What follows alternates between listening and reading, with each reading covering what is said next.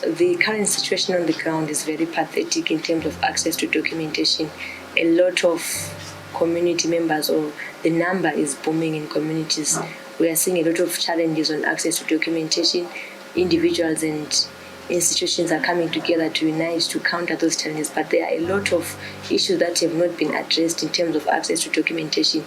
The challenges can be either institutional, they can be economic, they can be political, they can be religious, they can be a different setup or different issues that coming together to hinder access to documentation for communities.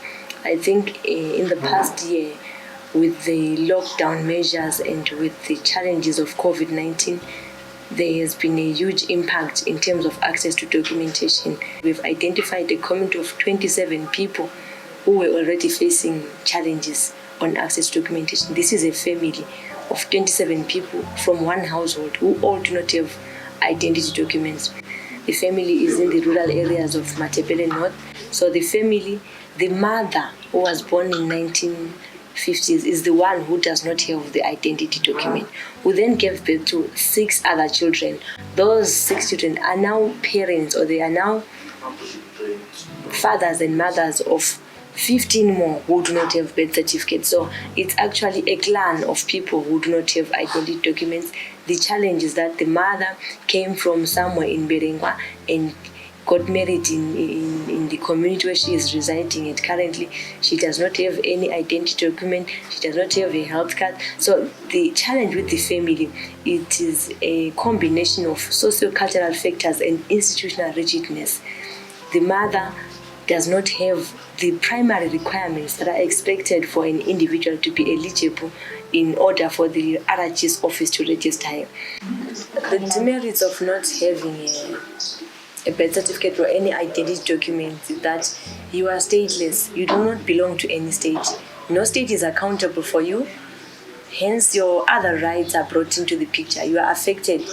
You cannot get married legally. You cannot enjoy the economic rights. You cannot be employed formally. You cannot participate in electoral processes. The right to education for children and for women is also affected. The right to health, the property rights. There are a lot of challenges that come in because of lack of identity documents. You cannot participate in the formal spaces of the economy. You cannot do anything in the formal world, not even EcoCash. You cannot be registered for the banking system in Zimbabwe. You cannot have an online bank. You cannot have any formal thing in the country because you are not registered.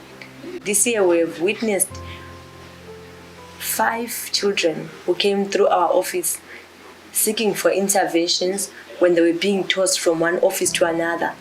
Stateless or the unregistered citizens are not able to sit for any public examination. You cannot acquire even a provisional license, or you cannot sit for any public examination as long as you are not registered.